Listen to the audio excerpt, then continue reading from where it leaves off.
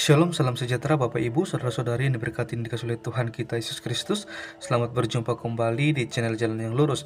Saya berharap dan selalu berdoa kiranya kita semua tetap dalam keadaan baik, dalam keadaan sehat, dan pastinya tetap di dalam perlindungan Tuhan. Saudara yang terkasih, di kesempatan kali ini kembali lagi kita akan bersama-sama akan melihat serta menyaksikan bagaimana keberlangsungan suatu diskusi atau debat yang sangat menarik antara seorang Astatsuma yang dimana dia berhadapan dengan para apologet Kristen. Kita akan melihat bagaimana Ustadz Suma ini akan dibuat kelabakan dengan data-data yang dibawakan oleh apologet Kristen. Selamat menyaksikan, Tuhan Yesus memberkati. Itu Pak, Bang Juma. Coba dulu tanya dulu akademisi sana. Injil itu memang ditulis dalam bahasa Yunani. Injil itu bahasa Arab. Seluruh istilah yang ada di Quranmu itu semua jadi Arab. Betul. Tapi apakah Injil itu dari bahasa Arab asli? Enggak, itu serapan dari bahasa Yunani. F itu artinya baik, Angelion itu kabar. Angelion itu artinya kabar baik. Evangelion itu kabar baik. Kalau misalnya itu di Arab disebutnya Injil. Di Mesir Injil. Di Turki disebut Injil. Orang Arab Kristen nyebutnya Injil. Itu namanya fonetik korespondensi. Dan itu merujuk kepada 4 kitab ini. Kitab Matius, Markus, Lukas, Yohanes. Bukan kitabnya Allah. Bukan. Nah, nyampe di Quran kamu itu menjadi kitabullah, kitabnya Allah. Yang seperti apa? Itu belum kalian jelaskan loh. Jangan bilangin cuman ngomong itu ajaran-ajaran, itu ditulis. Kamu lihat Al-Araf 157.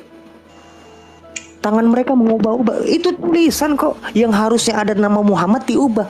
Berarti kan memang sebelumnya dituliskan. Nah, sekarang siapa yang nulis itu? Siapa yang nulis itu? Nggak mungkin nggak ada tulisan terus bisa diubah. Nggak mungkin. Diubah itu sesuatu hal yang sudah ada tertulis, diubah jadi tulisannya baru. Nah, itu baru. Jangan giliran ngomongin Injil itu bukan tulisan. Oh, kitab itu bukan kitab, artinya itu bukan buku, tapi ketetapan. Kan bohong kayak gini-gini, bullshit. Kalau bukan tulisan lalu kenapa diubah-ubah? Apa yang diubah kalau nggak ditulis? Mesti ditulis dulu baru diubah. Gue bisa lebih tajam lagi dari ini loh. Kita buktikan kalau memang itu ada pemalsuan, mesti ada hal yang menguntungkan bagi si pemalsu. Kita buktikan apa yang mereka raih keuntungan dari memalsukan. Contoh Taurat. Apa keuntungan orang-orang Yahudi yang mengatakan bahwa Musa itu pernah membunuh? Apa keuntungannya dia dapat kalau Daud itu berzina? Apa yang mereka dapat? Enggak, kalau saya jadi orang, kalau pemegang pemalsu itu, kalau saya jadi pemalsu, semua saya buat maksum. Semua nggak ada kesalahan. Saya buat kayak begitu. Loh enggak, ini kan Alkitab bro. Kitab yang menyatakan kesalahan. Yang salah ya salah, yang benar ya benar. Supaya apa? Supaya manusia yang membacanya tidak mengulangi lagi. Itulah makna kitab suci bagi kami. Bukan kitab yang mengatakan orang-orang suci. Di dalamnya semua orang-orang suci. Nggak ada itu. Yang suci itu nggak ada manusia. Semua nggak lepas dari dosa. Kecuali Yesus. Nggak pernah ada manusia nggak lepas dari dosa. Bahkan Nabi sekalipun, Pak. Jadi nggak ada konsep maksum di kami. Kalau saya jadi pemalsu, nggak mungkin gue tulis Daud berzina, Lot disetubui oleh anaknya sendiri. Nggak mungkin. Apa yang dia untungin? Dapetin untungan dari situ. Kalau saya jadi pemalsu, saya buat Yesus nggak disalib. Loh, Tuhan kok disalib? Tapi enggak, kok ditulis kok disalib. Kita lihat motivasi si pemalsu ini apa? Apa yang dia dapat? Itu kalau sebagai orang hukum tajam itu. Ngeliatnya harus lebih tajam, bukan cuma hanya ngomongin ayat tuh, ayat gua. Saya nggak beriman sama ayat kamu kok. Kalau udah nyampe di debat, kita ngomongin tentang kebenaran material, bukan formil. Kebenaran material itu dari formil itu kamu buktikan secara nyata. Seperti apa yang kamu maksud? Jangan nampilin ayat. Kalau ayat itu bukan debat. Tidak bisa iman diperdebatkan tuh nggak bisa. Dinyatakan kebenaran imanmu itu seperti apa. Itu baru debat satu langkah lebih maju. Jangan mundur. Mau membuktikan Injil itu palsu dilihat dari kitab kami kan goblok. Injil itu mau membuktikan Injil kami palsu. Itu lihat kitab kamu. Loh kan itu yang si pemalsu. Mana mungkin yang palsu ya udah palsu. Harusnya kamu menunjukkan ekstra biblicalnya gitu. Di luar itu yang menyatakan kalau membuktikan kalau bukan Lukas yang nulis, tetapi John. Nah kayak gitu. Itu top. Itu sekarang haleluya silakan.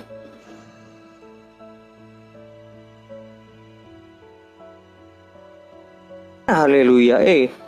Halo. Udah habis Halo. itu. Biarin aja, gua kalau ngomong Injil gue paling tajam nih. Iya, nggak apa-apa, nggak apa-apa. Gue udah sak, kalian kalau ngomongin Injil. Kalau Quran gue diem gue. Selanjutnya dari pihak muslim, waktu akan berjalan ketika berbicara. Tafadhol. Sip, Gurunda mau duluan? Silakan, Dek. Oke, siap. Ya, tadi yang ditanya itu apa ya? Keuntungannya sama mana yang asli gitu. Yang asli ya apa yang disampaikan oleh Allah gitu. Itu bentuknya wahyu, itu aja. Lalu kemudian pembuktian palsu gimana? Kita nggak perlu arkeologis mesti melihat memberikan yang aslinya gitu, nggak perlu. Kalau begitu kita lihat seberapa banyak kontradiksi yang terjadi di dalamnya gitu loh. Misalnya ketika yang membangkitkan itu adalah di Tawarik murka Tuhan, di 1 Samuel malah apa? Di 1 Samuelnya malah iblis. Itu kan udah kontradiksi tuh.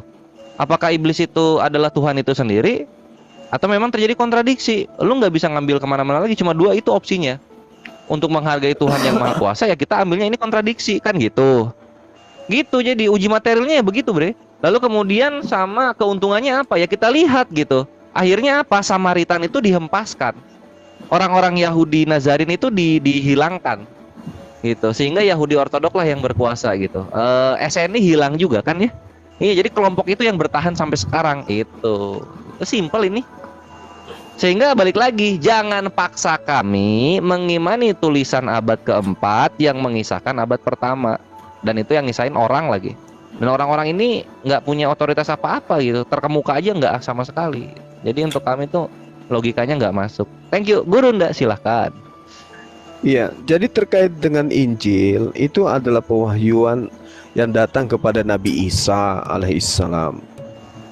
Alladzina yattabi'una ar-rasulan nabiyyinal ummi alladzina yajidunahu maktuban indahum fit Taurah wal Injil. Ajaran itu menyebut nama Nabi Muhammad SAW di dalamnya. Nah, kalau Anda cari data itu kemudian Al-Quran tidak dinyatakan bahwa yang menulis Al-Quran itu si fulan. Tidak ada dalam ayat suci Al-Quran itu dituliskan kayak gitu, nggak ada. Tapi kita kemudian bisa mengetahui. Kenapa? Karena Al-Quran masih ada sampai hari ini. Al-Quran disampaikan secara bersanad. Kemudian cerita risalah kenabian itu ada rentetannya. Itulah disebut ilmu hikmah. Ada sanad hadits. Nah, kalau yang terjadi terhadap Bani Israel, mereka adalah bangsa tegar tengkuk. Bagaimana mungkin kemudian ada orang duduk di depan Yesus bercerita, menuliskan, menghafalkan semua apa yang Yesus sampaikan? Nggak mungkin. Kenapa? Yesus itu adalah orang yang diobok-obok pada zamannya, orang yang dikejar-kejar. Bagaimana mungkin kemudian sempat ngajar? Dia cuma 3 tahun pun dia ngajar. Muridnya pun habis dibasmi. Lalu siapa yang mau menyampaikan wahyu yang datang dari Allah yang menceritakan tentang Nabi Muhammad sementara dia dikelilingi oleh orang-orang yang memusuhi dirinya? Tidak ada sama sekali. Tidak ada. Kristen ini tidak berasal dari situ. Tidak berakar daripada pengajaran Yesus. Tidak.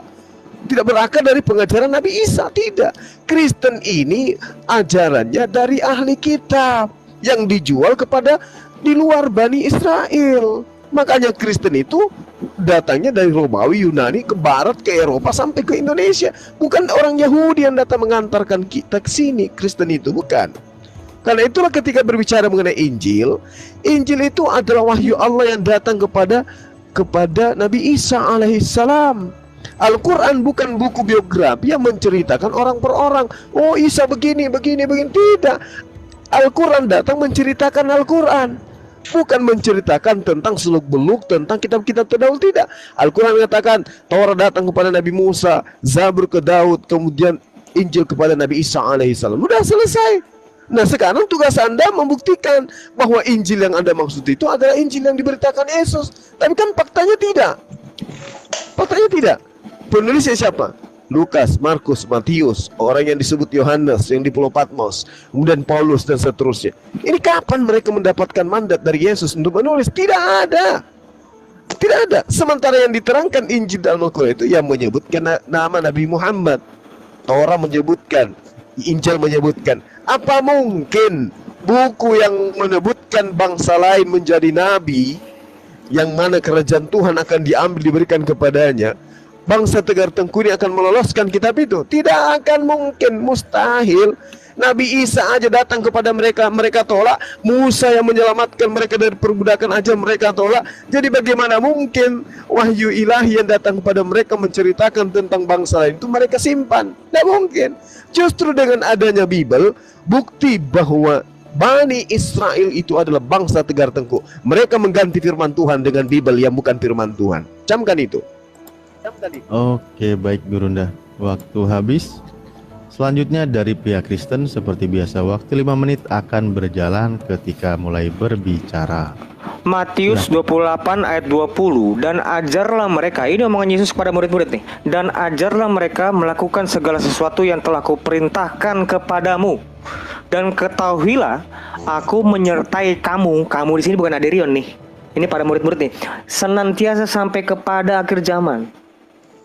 Itu tentang pengajaran, itu mereka tuh diperintahkan untuk mengajar. Makanya dibilang jadikanlah semua bangsa muridku. Dengan apa? Melalui apa? Melalui pemberitaan mereka. Yohanes 17 ayat 20, kamu baca lagi tuh. Yohanes 17 ayat 20. Oleh pemberitaan mereka, para murid-murid itu. Lah, namanya ajaran itu ada ajaran tulisan, ada lisan. Tidak semua murid itu pandai dalam menulis. Tidak semua. Ada 12 orang, nggak semuanya itu penulis. Ada juga karateka misalnya, ada juga misalnya tukang batagor misalnya, let's say. Nggak semuanya cakep dalam menulis, nggak semuanya. Yang menulis itu ya hanya Matius, Markus, Lukas, Yohanes. Thomas misalnya, dia nggak menulis kitab Injil, nggak ada di tulisan itu, karena dia memang mengajarkan secara lisan. Itu namanya paradosis. 2 Tesalonika 2 ayat 15, paradosis. Jadi kami itu, kekristenan itu bukan ajar iman kitab, agama kitab, bukan. Ajaran para rasul. Karena dari rasul inilah, itulah kenapa Yesus memiliki 12 murid. Gunanya itu bukan buat nyuci piring, nyuci bajunya Yesus, bukan. Itu dalam rangka pemberitaan. Karena orang Israel itu datang dari 12 suku Israel, dialah lambangnya untuk segala bangsa. Dan kena ada lagi namanya 70 murid, Lukas 10 ayat 1. 70 murid itu juga diutus dua orang. Di dalamnya termasuk Lukas dan Markus, ada di dalamnya. Ada, kamu tahu dari mana? Dari tradisi. Gereja itu kan megang, nggak semua hal tertulis di dalam Alkitab, nggak semua hal. Makanya Yesus mendirikan namanya eklesia, gereja. Kalau di dalam bahasa Yunani itu eklesia, dalam bahasa Portugis itu disebutnya igreja. Dalam bahasa Indonesia disebutnya gereja. LAI menerjemahkan gereja itu jadi jemaat. Matius 16 ayat 18. Itu yang didirikan Yesus, bukan dibeli kitab. Nih bro, ini ada kitab, fotokopinya berapa rangkap, bagi-bagi. Nggak kayak begitu Yesus. Mereka itu kan mengajarkan setiap hari bersenantiasa bersama Yesus.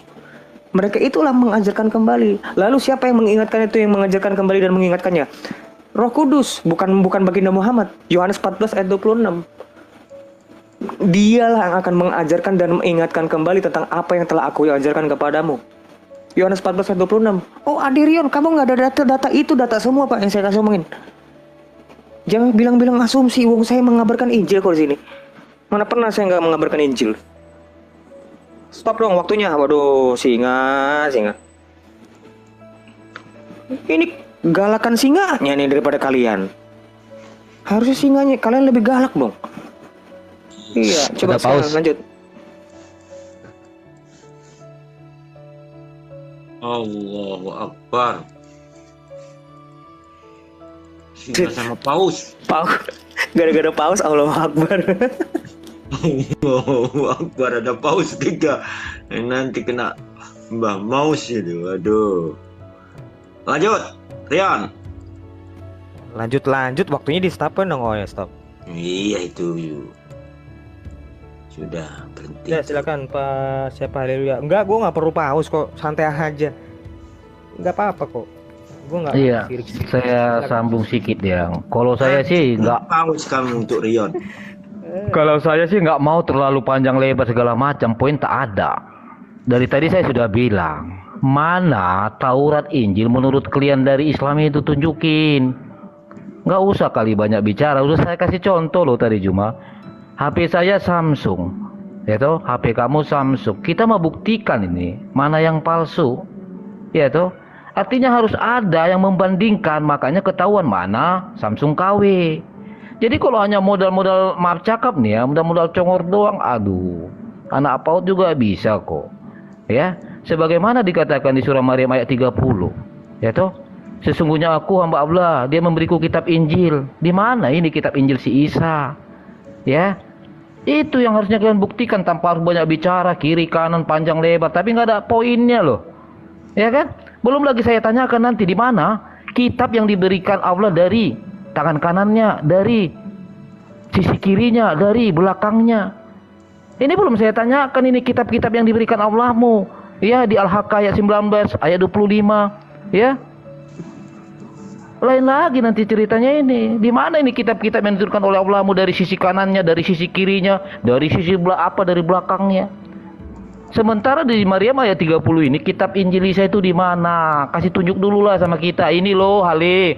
Kenapa kami berani mengatakan Injil kalian palsu? Karena di Injil kami mengatakan di ayat begini-begini. Begitu. Kalau ingin membuktikan suatu kepalsuan, bukan modal asumsi doang, ya. Tetapi sebenarnya gini loh, kamu sendiri tadi sudah mengakui ketika kamu ingin membuktikan ya Taurat-Taurat yang lama itu, justru kamu membuktikannya dari Lukas. Sebenarnya sudah terjawab loh, bahwa kau ini sebenarnya munafik gitu loh. Ya, akhirnya selalu ke Bible juga, selalu ke Bible juga. Jadi kalau saya sih masih tetap menunggulah. Tolong nanti kalian tunjukkan yang saya minta itu. Itu aja sih. Oke, waktu habis. Repot juga Ale balik lagi ke belakang. Iya, tepat waktu untuk Muslim waktunya akan berjalan. Turun aku ya. Kena di sini hal ini. Kita pakai analoginya nih. Jadi Hale ngomong gini dia, HP saya kan Samsung gitu. Nah di sini kan gue sebagai Muslim nih, lah, kok Samsung lu HP?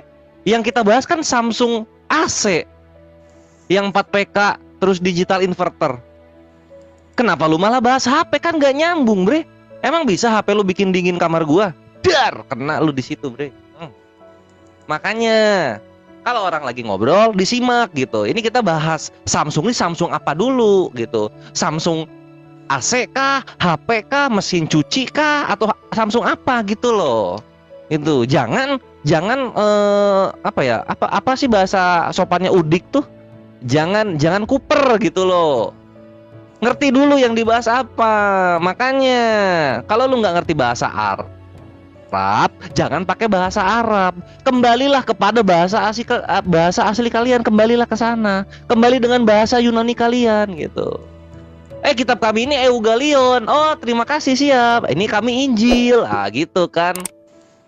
Kami itu namanya Nomos. Oh iya, siap. Kami Taurat. Nah, kan gitu enak gitu loh. Jangan kalian tuh nyaplok-nyaplok terus kemudian mencak-mencak gitu. Kami ketawa di sini sebagai orang dewasa. Lu suruh siapa lu nyaplok bahasa kami gitu. Kembali ke bahasa suci kalian tuh Yunani sana. Kan gitu enaknya ya. Thank you. Silahkan gurunda kami. Oke, baik. Nah, tadi dikatakan bahwasanya kitab Kristen itu tidak mencatat semua hal. Nah, bagaimana Al-Quran? Jadi Al-Quran itu tidak mencatat semua aspek yang terkait dengan Injil yang diberitakan Allah kepada Nabi Isa. Lawang kitab kalian aja Anda akui, kitab kami itu tidak menjelaskan semuanya. Ya, itu artinya bahwasanya Injil yang dimaksud Al-Quran itu memang betul-betul bukan kitab saudara. Kitab saudara itu adalah catatan yang dihasilkan dari hasil penyelidikan. Kemudian Anda mengatakan yang mereka tuliskan itu paradosis. Paradosis itu apa? Itu adalah tradisi. Tradisi apaan tradisi? Sementara dari Yesus aja nggak nyampe kepada mereka. Apa yang Yesus ajarkan nggak sampai kepada mereka. Yang mereka ajarkan itu adalah sesuatu yang tidak berdasarkan lisan Yesus.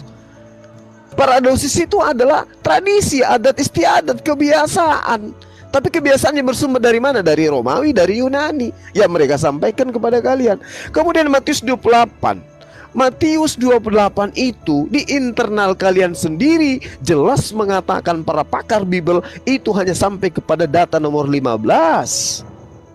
Jadi Matius 28 nomor 15 yang harus diberitakan sampai hari ini adalah tentang tentara upahan, bukan tentang beritakanlah Injil, beritakanlah Injil. Itu data sisipan. Itu tidak ada itu di Codex Sinaiticus Vaticanus atau kodeks tertua di dalam Bible kalian, itu tidak ada itu. Tidak ada. Hanya ada sampai data nomor 15 yang harus tersiar sampai hari ini di tengah-tengah Bani Israel, di tengah-tengah mereka adalah tentang tentara upahan, bukan tentang Injil diberitakan kemana-mana, bukan. Lalu kemudian saudara mengatakan bahwasanya membandingkan, siapa haleluya membandingkan antara kitab ini dengan kitab, antara HP Samsung dengan HP Samsung. Bukan begitu. Yang diterangkan Al-Quran itu tidak begitu. Yang diterangkan Al-Quran itu kitab terdahulu itu bercampur aduk dengan firman Tuhan, karangan manusia, dongeng-dongeng, sejarah dan seterusnya. Dan itu diakui kok. Kemarin malam saya berdebat dengan pendeta Ben, diakui kitab kami itu memang tidak semuanya firman Tuhan. Ada lagi teman kita siapa Martinus kemarin juga mengakui itu kok, bahwa tidak semua yang ada dalam kitab kami itu adalah firman Tuhan. Diakui kok, Al-Quran lagi-lagi dibenarkan. Jadi yang dimaksud dengan Al-Quran itu adalah laksana emas bercampur dengan timah. Emas palsu itu kalau ingin dibuktikan janganlah ngambil emas lain, ambil emasnya, teliti, kasih air raksa. Kalau dia meleleh, dia mencair, dia berubah warna, itu bukan emas. Periksa Bibelmu. Kalau di dalamnya ada karangan, ada puisi, ada sesuatu yang jelas-jelas menyatakan dirinya bukan firman Tuhan, seperti surat-surat Paulus, maka itu sudah terbukti bukan firman Tuhan, selesai. Sementara Injil, Torah itu firman Tuhan. Di situ aja dulu. Jadi untuk membuktikan kitab Anda itu firman Tuhan atau bukan, jangan kau minta mana pembandingnya. Bandingkan aja kitabmu, apakah itu firman Tuhan seutuhnya atau bukan. Sama ketika Anda membuktikan sebuah emas, jangan kau bandingkan dengan emas lain. Ambil emas yang kau curigai sebagai emas palsu itu, teliti. Kalau di dalamnya ada timah, ada sagu, ada kapurung, ada dange, ada coto, ada kontro, berarti itu bukan emas asli. Itu cara membuktikannya. Baik. Oke, terima kasih Gurunda. Ya, Saya dulu bro ya, saya waktu dulu. akan berjalan. Begini ya, Ketika jadi saya berbicara, luruskan silakan. dulu. Saya luruskan dulu si Kores ini, entah karena dia dendam sama saya ya, karena selalu berdiskusi nggak bisa ngalahin saya. Gini loh Kores, saya jelasin.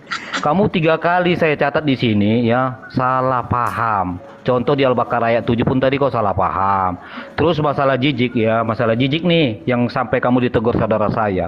Padahal itu saya katakan tadi oknum loh ya. Itu pun kau nggak paham. Inilah akibat kau terlalu semangat, tetapi nggak paham gitu apa yang ingin kau sampaikan. Keburu semangat tapi semangatnya nggak bagus gitu loh. Kemudian kamu mengatakan Samsung mana dulu, Samsung AC atau HP. Inilah kamu. Untung saja Juma pun mendengar gitu loh. Artinya Juma nggak ikutan, nggak seperti kamu itulah, nggak mendengar gitu. Jelas saya katakan HP ya.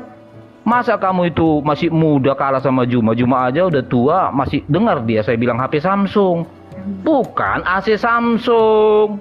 Paham ya di situ ya. Nah kemudian sedikit aja bro yang mau saya tambah tentang Injil ini. Gini loh Juma, ya kan? Kamu mengatakan ya, jangan membandingkan emas gitu loh. Lah justru itu seharusnya pertanyaan buat kamu loh. Kan kamu yang menuduh ya bahwa kitab kami ini yang kami pegang ini ya menjadi palsu. Makanya saya bilang tadi kalau palsu mana perbandinganmu gitu loh. Jangan dibolak-balik logikanya. Ya jangan dibolak-balik lah. Kemudian kamu bilang tadi bahwa semua Al-Quran tidak mencatat semua loh, katanya sempurna. Jadi lagi-lagi selalu ada 2 pilihan, ya kan? Selalu 2 pilihan, apa yang kalian jawab, apa argumen kalian, selalu 2 pilihan, nggak pernah ada kebenaran, ya. Baru apa lagi nih ya? Saya rasa itu aja lah. Saya hanya untuk meluruskan si Kores itu supaya dia paham, supaya telinganya diperbaikin lah, ya. Selanjutnya silakan, Ade. Oke. Kalau misalnya menggunakan analogi ini nih barulah, kalau terakhir bolehlah kita menganalogikan. Kalau sejak semula tuh saya selalu menjelaskan dulu secara Alkitabnya dulu seperti apa. Menganalogikan nasi, misalnya kitab Injil sudah diubah, kalian tuh udah kitab kalian tuh bukan kitab Injil kan gitu. Harusnya kita pakai analogi nasi diubah jadi bubur. Loh, kalian membuktikan nasi itu diubah jadi bubur malah ngeliat buburnya. Dan buburnya kan udah berubah. Harusnya kalian menjelaskan, lalu siapa yang membuat nasi ini? Itu loh yang kalau kita harus buktikan. Yang membuat nasi ini siapa? Jangan malah menunjukkan yang membuat bubur. Kan bagi kalian kan kitab kami kan udah isi buburnya kan, bukan nasinya kan. Nasinya udah nggak ada jadi bubur kan. Yang membuat bubur itu anggaplah Lukas. Ya kamu tunjukkan tulisan Lukas, ya tulisan Lukas sih bubur. Ya kamu harus tunjukkan tulisannya baginda siapapun itu yang membuat nasi ini siapa. Lalu itu yang harus kalian harus buktikan. Baru kamu ngomong tentang berubah jadi bubur. Buktikan dulu si nasinya. Itu loh maksud saya. Nggak mungkin dong kita mau membuktikan si pemalsu pakai yang palsunya. Ya nggak bisa, namanya juga palsu ya udah palsu. Gitu kalau mau lebih tajam tentang paradosis, Bang, tradisi. Tradisi itu tuh bukan ngomongin tentang adat istiadat, bukan. Tradisi itu tuh artinya turun temurun. Saya bisa menunjukkan dari saya. Nah ini sebentar, matiin dulu mute-nya. Ini dulu. Dari saya sampai Rasul Andreas, saya punya tuh urutannya. Yang turun temurun tuh bukan tulisan. Yang turun temurun itu adalah para murid, orang ke orang. Murid ini membaptis ini membaptis ini itu terus sampai bawah, sampai namanya Romo Daniel Biantoro, sampai ke Adirion. Itu saya bisa nunjukin semua dari Andreas. Itu yang disebut paradosis, bukan kitab diturun-turunin, gak ada. Bukan. Yesus itu membangun gereja, mendirikan gereja, Bang, bukan mendirikan kitab. Tradisi kitab itu tradisi kalian itu, bukan kami. Yang Yesus dirikan itu adalah gereja, artinya itu orang. Dari orang inilah namanya nanti ada namanya perkawinan anak domba, yang kalian bilangin lah, oh ini buktinya Yesus kawin. Bukan seperti itu. Bersatunya Kristus dengan gerejanya, bukan bersatunya Kristus dengan Alkitab. Bukan. Ngapain ngomong Alkitab gak diselamatkan? Oh, yang diselamatkan tuh manusia. Melalui pengajaran manusia inilah, pengajaran para rasul inilah, di mana dia itu adalah saksi yang melihat, mendengar, meraba dan sebagainya. Itu yang mengajar. Seperti itu. Kalian juga kan ajaran manusia. Memang yang ngajarin para sahabat itu siapa? Allah? Kan enggak. Muhammad kan? Baginda Muhammad. Ini kan? Ya itu ajaran manusia juga. Kalau menggunakan tolak ukur seperti kalian. Oh, kalian tuh tulisannya dari tulisan manusia. Memang manusia nulis. Memang yang nulis kitab kalian siapa? Allah? Kan enggak. Manusia juga. Nah ini mesti disamain dulu nih. Parameternya itu seperti apa. 10 menit aja dibuat. Baik. Iya, gue nggak butuh ini kok, gue butuh waktu nih sekarang, nggak butuh koin gue. Tambahin lah. Waktu Dari tadi memang begini. Nanti tak 8 menit Ya lagi. udah, karena Aderion bilang tidak butuh koin, saya sampaikan wali jami'il muslimin wal muslimat al agniya al mutasaddiqin wal mutasaddiqat, kami ucapkan jazakumullah ahsana jaza. Amin ya Allah ya rabbal alamin. Ya, Amin. gimana masalah Amin. waktu? Ngomong apaan Pak? Tadi saya nggak 5 tahu. menit aja lah, masa 10 menit. doa itu. Oh, yang ngomongnya panjang-panjang nggak ngerti ngapain? Yang bahasa Arab nggak ngerti gue. Makanya belajar. Berasa Dia jelasin Ya, dong ini kalau kalimat ngomong ini itu kok ngomong yang ada. Kalimat ini kamu nggak butuh, Rion. Kalimat ini kamu nggak butuh. Wali jamil agniya al mutasaddiqin minal Bisik-bisik aja muslimin sama. wal muslimat jazakumullah ahsana jaza. Ya. Udah lanjut. Waktu dari pihak Semangat muslim nih. ya akan berjalan ketika berbicara.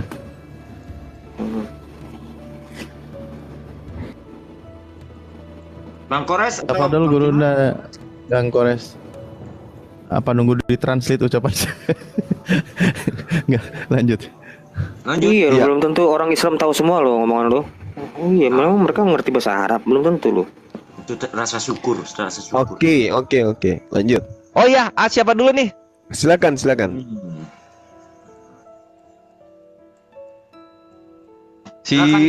Nah ini ya tipe-tipe apa ya, Hale tuh jangan marah, jangan emosi mulu sama gua, kan kita cuma dialog Hale, santai aja lah.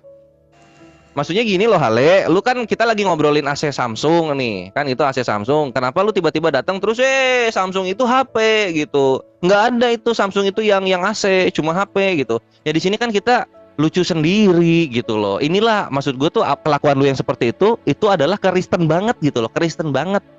Udah jelas-jelas dalam Islam itu Torah, Zabur, Injil itu kitab. Kitab tuh apa? Ketetapan. Ketetapan tuh bentuknya apa? Bisa buku, bisa wahyu gitu. Sekarang kalau nggak ada kenapa ya? Berarti itu wahyu yang sudah ditarik kembali, kan kelar. Gitu doang, masa susah banget sih?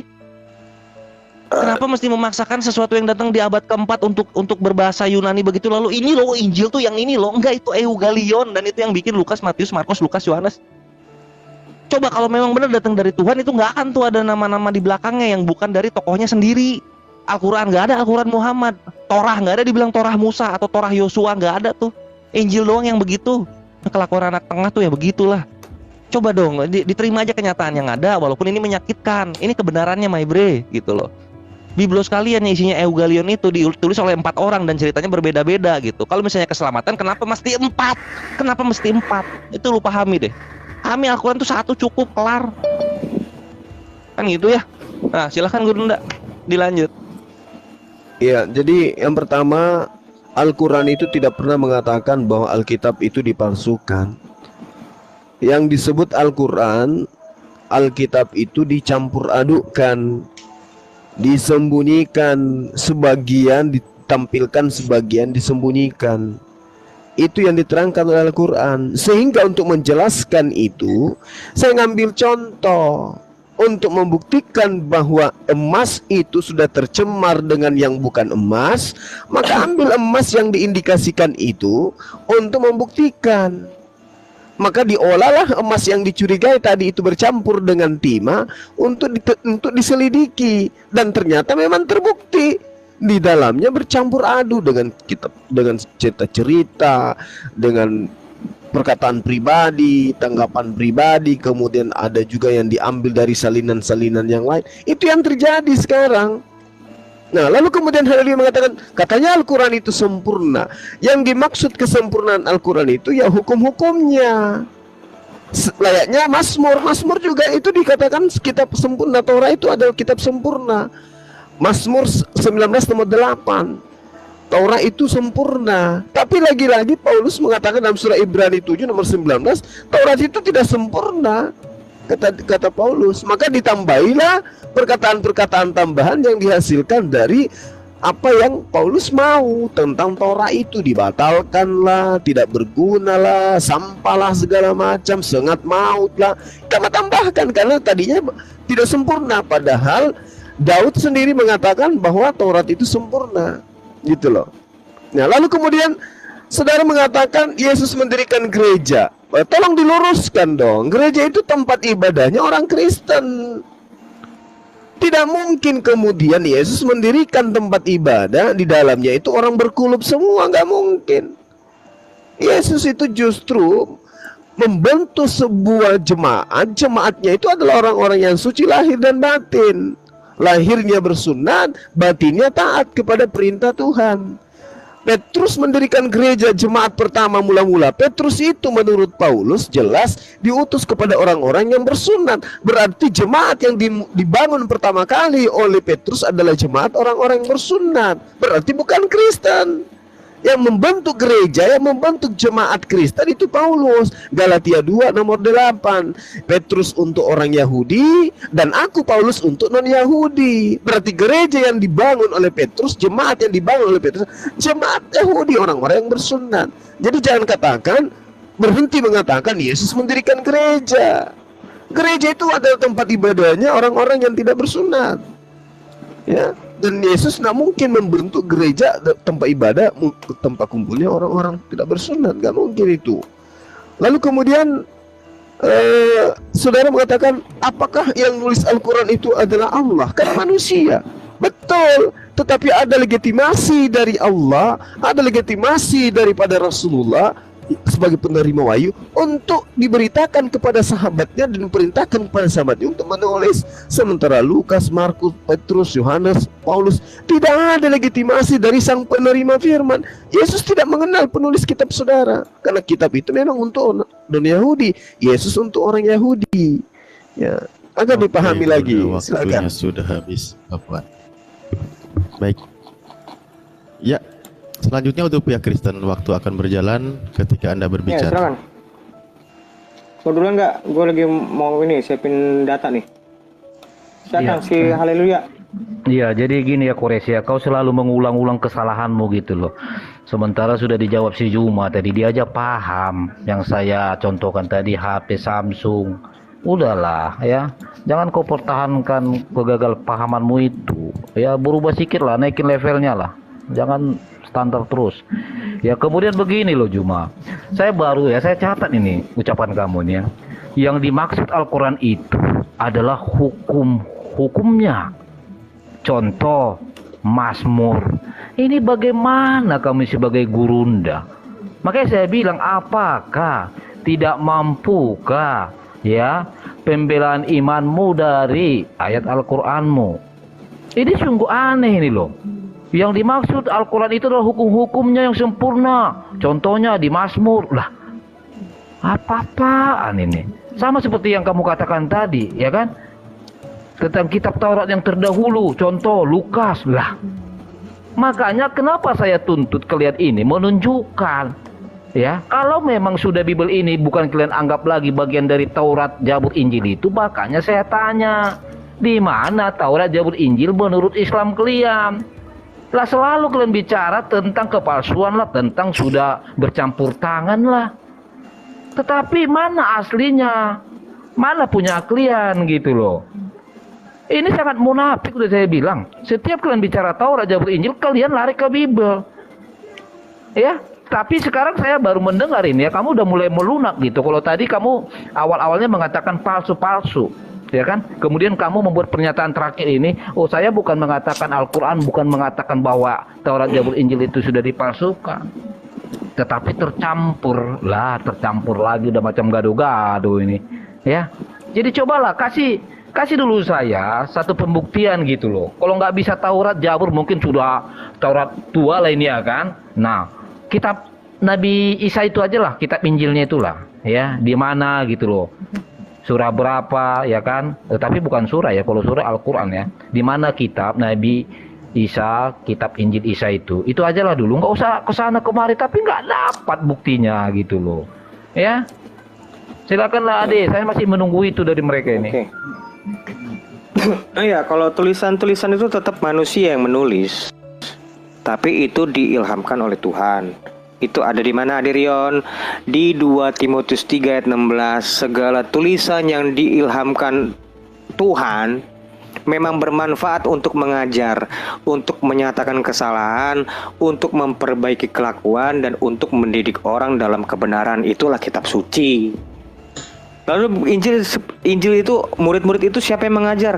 Roh Kudus. Kalau tadi 2 Timotius 3 ayat 16 ini merujuk pada kitab Taurat ini.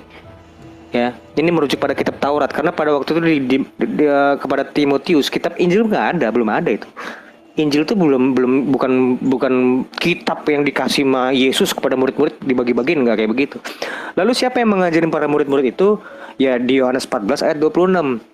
Ya, tetapi penghibur, yaitu Roh Kudus yang akan diutus oleh Bapa dalam namaku, dalam nama Yesus, dialah yang akan mengajarkan segala sesuatu kepadamu, kepada murid-murid, dan akan mengingatkan kamu akan semua yang telah kukatakan kepadamu. Makanya di Kisah Para Rasul 15 ayat 28, murid-murid menyebutkannya, berdasarkan keputusan kami dan keputusan Roh Kudus. Karena memang yang dijanjikan itu kepada murid-murid itu adalah roh Kudus ini, roh kebenaran, penghibur. Dia inilah, Roh Kudus inilah yang membimbing di setiap perjalanan mereka, bukan Muhammad, bukan. Itu kan usaha kalian itu memuhammadkan Parakletos. Padahal kan bukan, nggak ada kami menyinggung baginda Muhammad di situ di Parakletos. Itu merujuk pada Roh Kudus.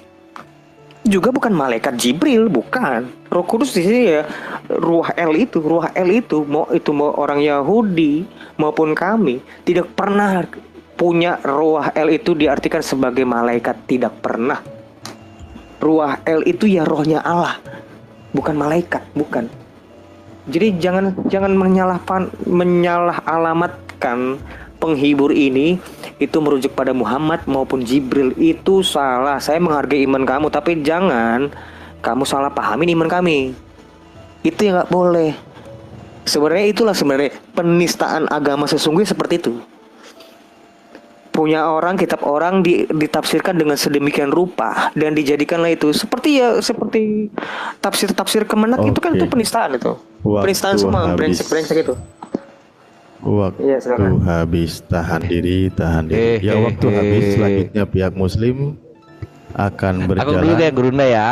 ketika berbicara. Hale, Ya. emosi dia. Coba deh kalau misalnya kalian tuh soal skriptura, ketemu tuh tanda-tandanya tuh. Injil Markus saja menceritakan Injilnya Yesus. Nah, Injilnya Yesus kan nggak ada sekarang kan? Ya itulah, sedih kalian itu sebenarnya. Jadi bener kalau misalnya di dalam Islam dibilang kitab itu artinya ketetapan. Jadi di mana adanya? Ya di ketetapan yang sampai kepada Nabi Isa. Sekarang Nabi Isanya nggak ada, ya udah di langit berarti bersama dengan ketetapannya udah nggak ada tuh. Sisanya sekarang yang tercampur-campur aja. Kalau buku, ya nggak ada buku karena buku itu adalah keterbelakangan orang-orang Kristen untuk memahami apa artinya kitab gitu. Itulah kenapa tadi analoginya pas banget. Analoginya hal itu untuk orang Kristen. Lagi ngomongin Samsung AC, datang-datang ngebahas Samsung HP, apalah maunya, kan gitu ya. Ya jangan terguncang Hale, itu kenyataannya. Lalu sama ini juga si Aderion ini mencoba mati-matian untuk membenarkan. Ya gue sepakat sama lu Aderion, bentuknya memang buku gitu. Dan ketika dibilang ini keputusan apostolos, ya silahkan aja gitu. Walaupun kan Roh Kudusnya nggak ada testimoni sama sekali ya di sana ya. Cuma ya silahkanlah imani saja. Pokoknya keimanan kalian datangnya dari manusia gitu. Yahwehnya kalian tidak pernah menceritakan apapun, apalagi tentang Injil, apalagi tentang Eugalion kan gitu ya. Itu terima kenyataannya. Keimanan kalian berdasarkan pengajaran-pengajaran manusia seperti yang dikatakan Nabi Yesaya. Hale jangan marah-marah. Silakan gurunda kami. Iya, Al-Quran itu sempurna. Aspek penyempurna di situ adalah hukum-hukum, aturan main, perintah Tuhannya. Itu yang dimaksud sempurna. Mengapa saya katakan Mazmur juga mengatakan dirinya adalah sempurna? Daud sendiri yang mengatakan Torah itu sempurna. Tapi Paulus mengatakan Torah itu tidak sempurna. Berarti lagi-lagi apa yang dikatakan oleh Al-Quran tentang Torah itu tidak sama seperti apa yang kamu imani hari ini. Lalu kemudian saudara bertanya, mana kitab aslinya? Saya kan sudah mengatakan, saya tidak pernah mengatakan bahwa Alkitab itu palsu. Nggak pernah. Tunjukkan di mana saya pernah mengatakan itu. Saya katakan bahwasanya apa yang ada di tangan saudara itu, Torah dan Injil yang diceritakan oleh Al-Quran, sudah bercampur aduk. Disembunyikan sebagian, dicampur aduk sebagian. Itu yang saya terangkan. Nah, untuk membuktikan ini, bahwa apakah itu betul atau tidak, maka coba Anda tunjukkan mana kitabnya Nabi Musa. Bisa Anda tunjukkan? Kan tidak. Mana kitabnya Nabi Isa? Anda bisa tunjukkan? Kan tidak. Anda tidak punya kekuatan untuk menunjukkan itu. Yang ada dalam kitab saudara itu adalah sesuatu yang dihasilkan dari hasil penyelidikan. Contoh nih, di dalam Yohanes 14 nomor 26 yang saudara bawa, bahwa Roh Kudus yang datang akan mengingatkan engkau tentang perkataan-perkataanku yang pernah aku katakan. Ingat, di dalam kitab saudara Yohanes 17:8.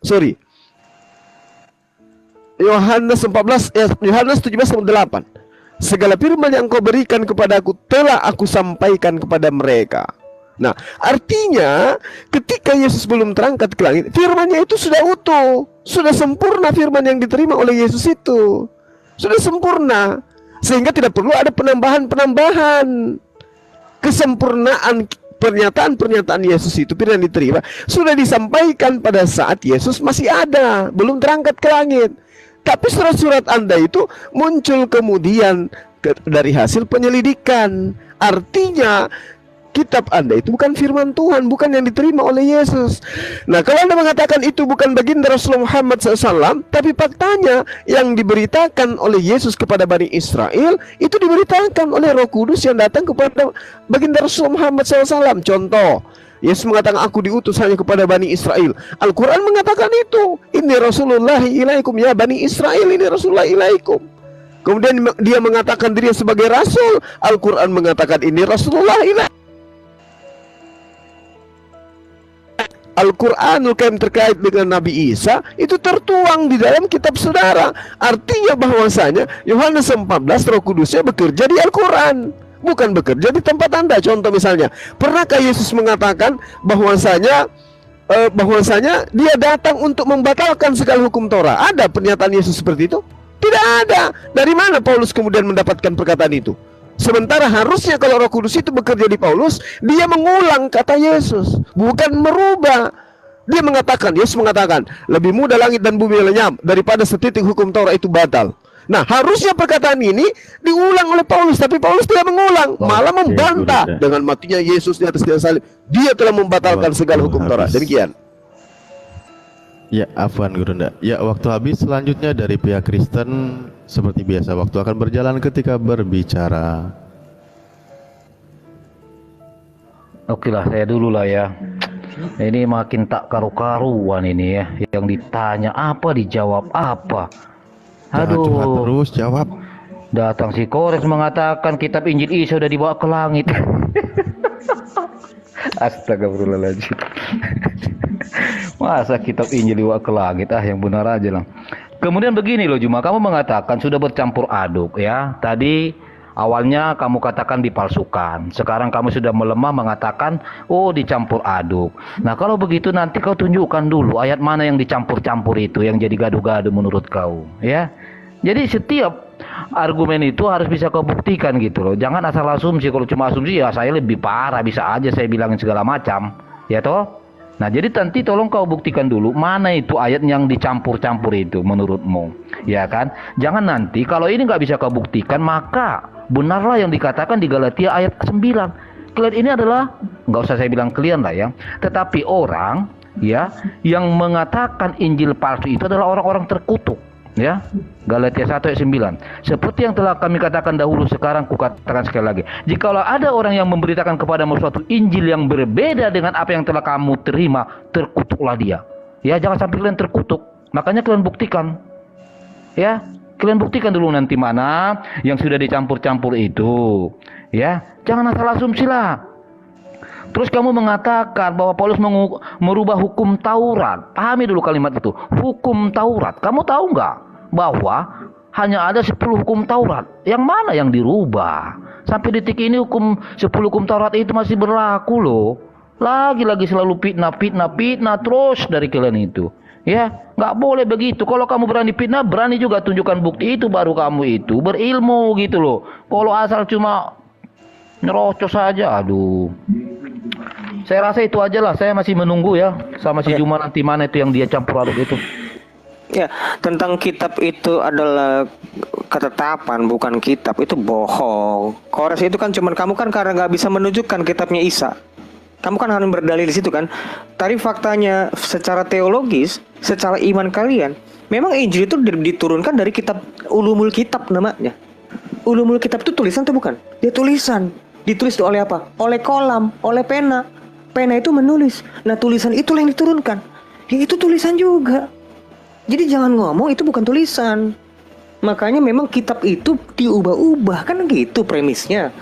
Bagaimana kitab Injil itu bagi kalian bukan kitab, lantas kalian nuduhlah kami mengubah atau mencampurkan. Sementara kalian bilang Injil itu bukan kitab. Gimana sih? Itu nggak bener, premisnya itu dibenerin dulu gitu loh. Itu satu. Yang kedua, saya itu tadi bang nggak bilang kalau minta tunjukkan kitab buluh. Karena apa? Karena saya tadi kan juga sebut kitab buluh yang bernama Injil menurut iman kalian tidak memiliki pembuktian yang real. Tidak ada sejarah peradaban manusia yang pernah mencatat ada kitabnya Allah yang bernama Injil. Itu nggak ada. Nggak ada. Ada itu di dunia ini yang ada kitab Matius, Markus, Lukas, Yohanes. Itu.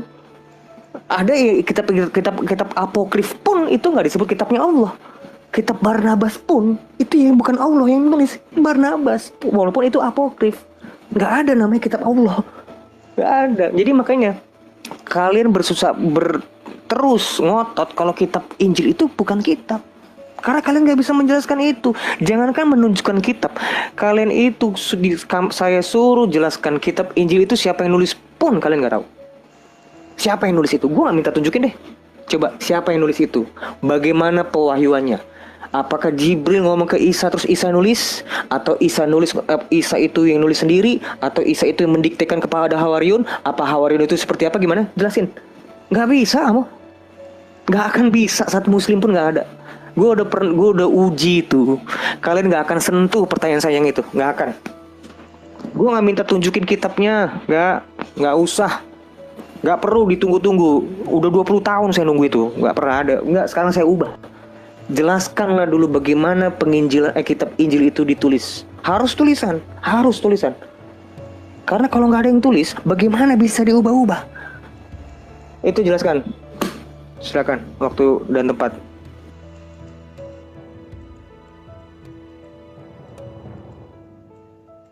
Ya, Oh, ini udah, waktu Pak. kita ya? Oh, aduh, siap ya. Enggak. Ini kok Masih nggak ada yang ada. ngomong timernya. Iya masih Udah, ada. udah, Nanti udah, saya udah, udahin matiin aja. kan masih ada si Matiin Hale. Matiin aja dah. Ya udah Langsung aja gitu kasih. dong, reset baru saya matiin. Tadi itu mungkin umul kitab maksudnya, bukan umul kitab. Ya lanjut, silakan. Oke. Tadi yang soal dicampur-campur ya. Perhatikan. Markus 7 nomor 19. Ini mengganggu gua banget, pedih mata gua liatnya. Kenapa? Karena merah hitamnya bareng-bareng. Karena bukan masuk ke dalam hati, tetapi ke dalam perutnya, lalu dibuangnya di jamban. Yesus yang ngomong ya. Tiba-tiba setelah itu ada yang hitamnya nih. Dengan demikian ia menyatakan semua makanan halal. Toeng. Loh, kok tiba-tiba ada perkataan penulis campur-campur nggak tuh? Kalau bukan campur-campur apa tuh artinya tuh? Hah? Apa tuh hal artinya tuh? Markus 7 nomor 19. Kok tiba-tiba ada perkataan penulis nongol di samping perkataannya Yesus tuh dalam satu nomor yang sama? Hah? Gimana tuh? Itulah kebenaran yang ada, Bre. Selamat datang. Lalu kemudian Injil itu harus tulisan. Kata siapa? Nih contoh ya, kita buka di surah At-Taubah ayat 36 gitu. Di sini dibilang fi kitabillahi. Nah, di sini apa nih? Apakah kitab Allah? Fi kitabillahi artinya dalam ketetapan Allah. Dar. Kurang siap. Enggak, itu apa? Surah berapa?